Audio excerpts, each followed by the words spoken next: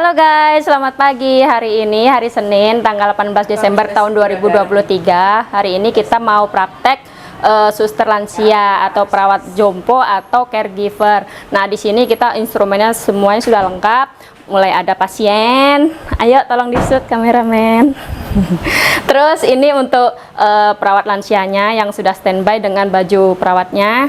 Nah, terus di sini juga ada audien atau peserta perawat lansianya. Nah, dan di sini saya perkenalkan satu lagi ada tim trainer dengan Ibu Lili.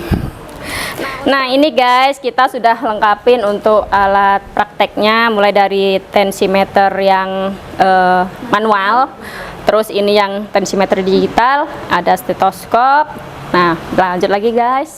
Dan ini kita lanjut lagi, ada alat untuk nebu. Nah, ini yang portable-nya kita punya. Nanti ini semuanya akan dijelasin ya satu persatu. Jadi ini perkenalan alat dulu. Ayo lanjut, shoot. Ini ada oximeter atau untuk mengetahui oksigen dalam darah. Nah, ini untuk praktek insulin. Nah, ini cukup lengkap di dalam bloknya untuk pemasangan infuset. Ada mikropor, ada selang infus, ada needle-nya, terus ada spetnya juga. Semuanya ada di dalam sini ya. Nah, ini ada kapas sterilnya, tapi itu belum steril ya guys. Nanti kita steril dulu. Nah, ini sarung tangan. Nah, infuset ini letaknya di sini.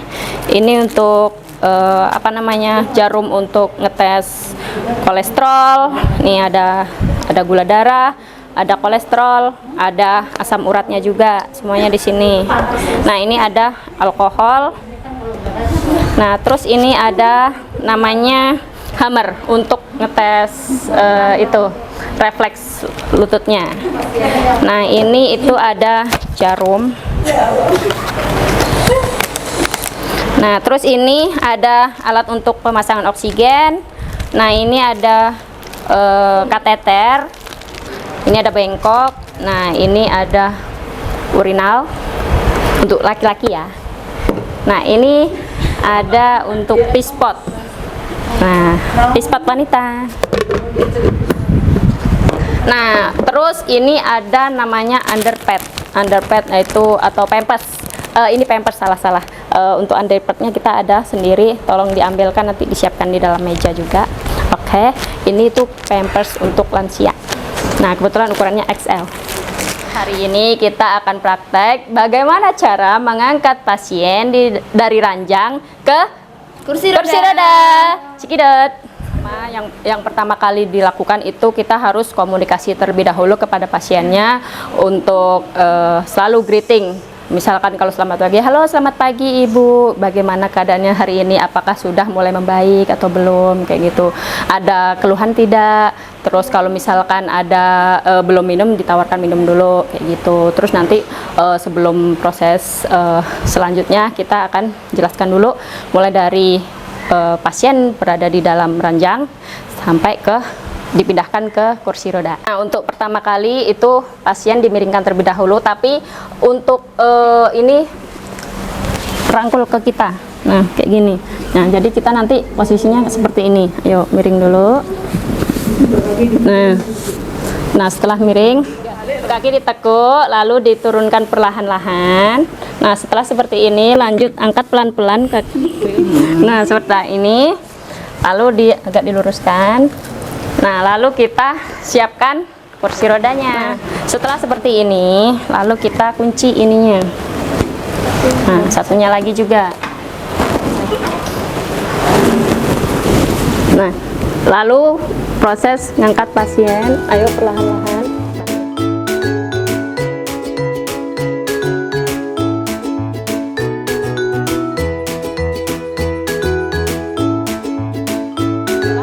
Pasiennya berada di kursi roda, lalu kita siapkan untuk kakinya.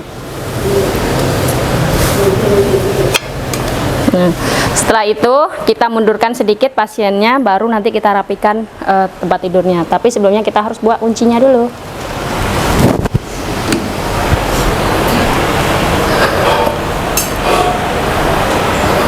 Nah, seperti ini.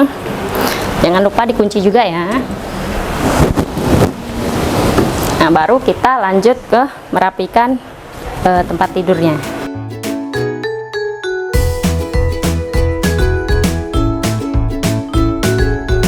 Oke, nah setelah selesai kita merapikan tempat tidurnya, seandainya pasiennya menggunakan harus menggunakan underpad atau menggunakan popok, kita siapkan terlebih dahulu.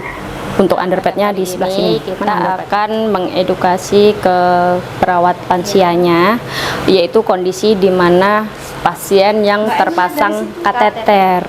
Nah, ini sekilas saja ya, karena untuk perawat lansia yang bukan dari tenaga medis tidak dianjurkan untuk pemasangan kateter. Jadi saya mau ngasih gambaran bagaimana pada saat nanti ketemu pasien yang menggunakan kateter.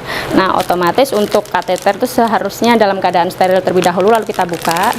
Nah, setelah itu kita ambil. Nah, jadi ini untuk kateternya sudah dalam keadaan terlubrikasi atau udah dikasih gel. Nah, jadi pada saat pemasangan kateter oleh tenaga kesehatan atau tenaga medis, ini anggap aja vaginanya ya. Nah, jadi ini posisinya udah dimasukkan ke dalam saluran urin. Nah, pada saat dimasukkan kateter, itu ada tim tenaga medis atau tenaga kesehatan itu memasukkan cairan atau NaCl ke dalam urin kateternya, lalu dimasukkan, lalu sudah. Nah, terpasang kateter. Nah, di dalam saluran urin itu ada cairan yang gembung seperti ini, yaitu fungsinya apa? Untuk menahan supaya kateter ini tidak lepas. Nah, jadi nanti kalau udah ketemu pasien yang terpasang kateter, jangan sekali-kali perawatan itu dicabut. Kalaupun dalam keadaan urgent, jangan langsung main cabut. Karena apa? Ada cairan yang di dalam belakang kateter atau di dalam katar kateter itu harus dikeluarkan terlebih dahulu. Kayak gitu. Nah, jadi kondisinya seperti ini ya. Jika nemu pasien yang terpasang kateter, pasti di dalamnya itu ada cairan yang fungsinya untuk menahan supaya kateternya tidak lepas-lepas seperti itu. Jadi nanti kalau misalkan mau copot, harus siapkan dulu. Ini namanya spad yang 5 cc atau 10 cc boleh, ataupun yang ada berapa di rumah pasiennya nggak apa-apa. Nah, jadi sebelum diambil harus disedot dulu cairannya. Nah, kita sedot sampai habis. Nah, kalau sudah kita lepas dan cairannya kita buang ke bengkok seperti itu. Nah, kalau misalkan ragu apakah masih ada atau tidak, ya diulangin aja sekali lagi. Nah, kalau memang nggak ada yang keluar, berarti sudah tidak ada cairannya, baru kita lepas ini, buang ke bengkok, baru ini bisa dilepas, tarik seperti itu. Nah, jadi paham ya, untuk yang nemu pasien menggunakan kateter. Jadi udah paham posisinya, kondisinya. Nah, sebelumnya yang belum saya jelasin mengenai ini, sebelumnya udah ada yang tahu siapa? Nah, udah tahu ya. Nah, jadi yang belum tahu tinggal ngikutin pembelajaran hari ini bahwa pasien yang menggunakan kateter ada cairan di dalamnya. Sebelum kita lepas itu harus diambil dulu cairannya. Paham? Nah, untuk perawatan pasien yang menggunakan kateter itu gampang, seperti biasa kayak vulva hygiene yang dijelaskan sebelumnya. Harus siapkan kapas cebok yang berisi air matang, itu air DTT namanya. Nggak harus panas, yang penting matang. Habis direbus, nah didiamin sampai dingin, baru dimasukkan kom, namanya kom ya. Nah, atau bentuk kom itu seperti ini, yang penting ada tutupnya. Nah, jadi dimasukkan air yang sudah direbus tadi, yang sudah matang tadi, lalu dimasukkan kapas cebok. Nah, kapas ceboknya ke dalam sini sesuai kebutuhan. Kalau butuhnya 5 ya masukkan 5, butuhnya 7 ya masukkan 7. Nah, jadi kita bersihkan labia mayora, labia minora. Tahu kan labia apa? Suntik insulin. Nah, untuk suntik insulin biasanya kan di perut. Nah, ini untuk yang apa namanya? Nggak perlu ngoplos pakai ini, nggak perlu pakai sepet-sepetan. Biasanya kan ada ampulnya yang kita sedot atau kita tarik sesuai dosisnya yang diberikan sama dokternya. Tapi kalau ini itu obatnya udah ada di dalam. Nah, yang ini obatnya udah ada di dalam. Nah, sebelum penggunaan itu harus pakai jarumnya terlebih dahulu. Nah, jarumnya kita buka. Nah, lalu kita taruh sini. Setelah kita kunci, ininya kita lepas. Nah, jadi ini ada pengaturan jarumnya. Ada 0, 1, 2, 3, 4, 5, 6. Nah, jadi tinggal sesuai ininya. Terus kalau udah tinggal diceketekan. Oke, sekarang kita lagi praktek gimana cara mengukur tensi. Mengukur tensi itu kita ada dua alat, satu manual, yang satu digital. Kalau digital kan semuanya sudah paham ya, cuman tinggal pencet. Nah, kalau ini tidak, harus posisinya lurus. Nah, kita cari dua jari dari atas lipatan ini, masukkan ke sini. Nah, lalu kita seperti ini. Nah, untuk ininya, tensimeternya taruh di sini. Oke. Nah, kalau sudah seperti ini, kita ada namanya stetoskop yang harus dipakai untuk mendengarkan detakan kapan saat diastol, kapan sistol. Sistol atau diastol itu nanti penjabarannya ada di spreadsheet ya. Nah, sebelumnya pastikan dulu ini sudah terdengar. Nah, kalau belum terdengar kita putar dulu. Nah, ini udah. Lalu kondisikan ini pada di sini, pada nadi. Nah, tapi ininya ditutup. Atau ini pakai, kalau misalkan nggak ada stetoskop, boleh kita raba bagian nadi sini ya. Nah, jadi saat ini seperti ini baru kita pompa. Nah, ini sambil dikunci dulu. Kalau sudah kita pompa.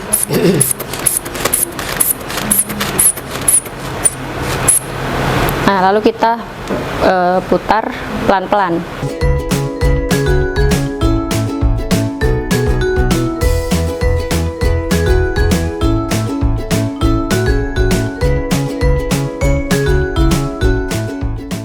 Nah, pada saat memutar ini, otomatis jarumnya ini kan akan turun. Nah, saat jarumnya turun, di stetoskop akan ada bunyi detak pertama, jeduk. Nah, jeduk itu Mbak E harus pastikan di angka berapa pada saat dia berbunyi duk duk. Nah, itu pada saat angka berapa. Dan nanti terakhir berhentinya di angka berapa. Nah, itulah namanya tensi. Misalnya, nah, ini pemakaiannya cukup gampang ya. Ini pemakaian oximetri. Gampang. Betul. Tinggal ininya dipencet. Untuk atas itu untuk oksigen dalam darah, bawahnya itu untuk nadi, tekanan nadi kita. Nah, untuk oksigen dalam darahnya dalam keadaan normal yaitu 9,98. Jadi batas normalnya itu berapa? 95 sampai 100. Nah, kalau misalkan di bawah 95 itu berarti oksigen dalam darahnya kurang. Jadi bisa jadi pasiennya itu dalam keadaan sesak nafas. Jadi kita perlu bantuan pakai oksigen. Nah, jadi seperti itu. Nah, untuk nadinya, waduh Mbak, deg-degan ya. Itu normalnya itu tuh di atas 60 sampai di bawah 100 nadinya. Nah, tapi kalau misalkan di atas 100, kalau masih 110 itu masih normal sih, nggak terlalu cepat banget. Tapi kalau udah di atas 120 itu udah termasuk kategori takikardi. Kalau di bawah 60 itu kategorinya takikardi atau lemah nadinya. Nah, jadi ini normal semuanya, untuk oksigennya normal, nadinya normal. Jadi nggak sakit ya. Itu posisi harus tangan jari telunjuk ya? Telunjuk boleh. Pokoknya antar ada yang jempol soalnya kena. Nggak apa-apa. Tapi untuk masalah kesehatan ini nggak ada maksudnya harus kaku. Ini enggak. Kita masih bisa dilakukan kayak pemasangan infus saja ya. Nggak bisa di tangan, bisa di kaki. Nggak bisa di kaki, bisa di kepala. Nggak bisa di kepala, langsung ke kita akan mempraktekkan gimana cara menebu atau nebulizer. Nah, ini pada pasien yang ada sakit paru-paru atau yang membutuhkan sakit yang sesak nafas, jadi harus membutuhkan treatment atau terapi nebu. Nah, mulai dari kita persiapkan handscoon-nya terlebih dahulu. Untuk handscoon pakainya one hand teknik. Nah, setelah kita pakai sarung tangan, nah kita persiapkan dulu alatnya. Nah, untuk obatnya nanti kita tergantung ya, ada obatnya itu macam-macam, ada Pulmicort, ada apa namanya, Ventolin. Nah, untuk Ventolin kan nanti biasanya harus dioplos-oplos. Nah, tapi untuk penggunaan obat ini harus sesuai anjuran dokter ya. Nah, sebelumnya kita ambil 2 cc atau 3 cc boleh.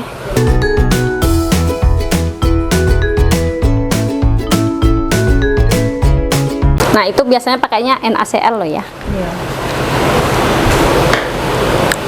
Nah, usahain untuk sekitar area sini udah dalam keadaan bersih. Jadi ini sudah, lalu dimasukkan ke dalam contohnya ada obat Ventolin atau obat Pulmicort atau obat lainnya yang dianjurkan oleh dokter, masukkan ke dalam sini.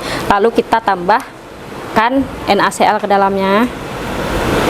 Lalu tutup. Nah, lalu ini langsung dipasangkan ke sininya. Nah, ini cukup gampang kalau untuk yang alat nebu ini. Tinggal ininya dipencet power. Ininya posisinya terpasang, obatnya sudah dimasukkan ke dalam, lalu sudah dikasih cairan NaCl. Cukup dipencet tombol power. Nah, ini copot titik. Nah, ini langsung keluar uapnya, tinggal ini dipasangkan. Nah, ini harus menempel.